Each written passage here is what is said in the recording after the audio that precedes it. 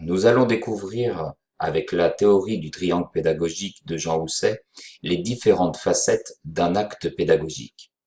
Alors, dans son modèle de compréhension pédagogique, Jean Housset définit tout acte pédagogique comme l'espace entre les trois sommets d'un triangle, le savoir, qui dans la formation serait le contenu, le formateur, qui fait vivre cette formation et qui permet à l'apprenant d'accéder au savoir.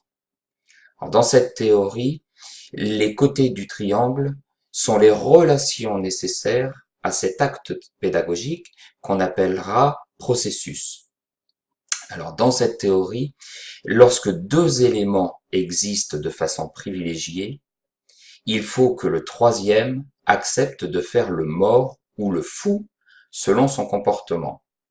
Ainsi, si la relation privilégiée se situe entre le formateur et le savoir.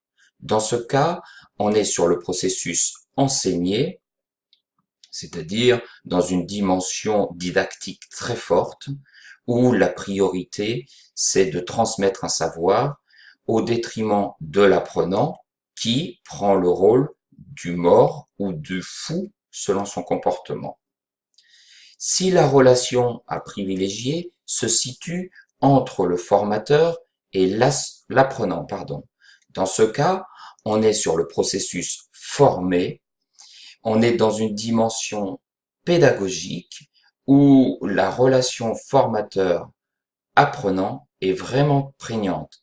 Dans ce cas, c'est le savoir qu'on dit faire le mort, c'est-à-dire qu'il est en arrière-plan de la relation formateur-apprenant. En fait, il est en construction. Enfin, lorsque la relation privilégiée se situe entre l'apprenant et le savoir, on est sur le processus apprendre, c'est-à-dire dans une réelle dimension constructiviste où l'apprenant est acteur de ces apprentissages. Et dans ce cas, c'est le formateur qui va prendre le rôle du mort, à savoir que s'il vient perturber l'activité de l'apprenant dans sa construction du savoir, alors il deviendra le fou.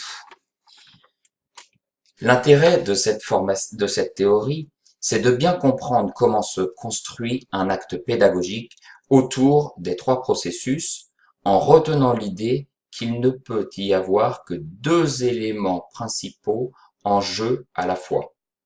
Naturellement, le processus à privilégier est bien celui d'apprendre, mais ça nécessite le recours aux deux autres processus. Il y a donc nécessairement des changements de processus au cours d'une séance de formation. Tout ça, on s'aperçoit que c'est un écosystème qui fonctionne grâce aux interactions entre ces trois éléments. La difficulté, du coup, pour le formateur, c'est de trouver le bon équilibre. Alors, le bon équilibre à l'intérieur de chaque processus, mais entre les processus entre eux, et c'est ce que nous verrons à l'étape suivante.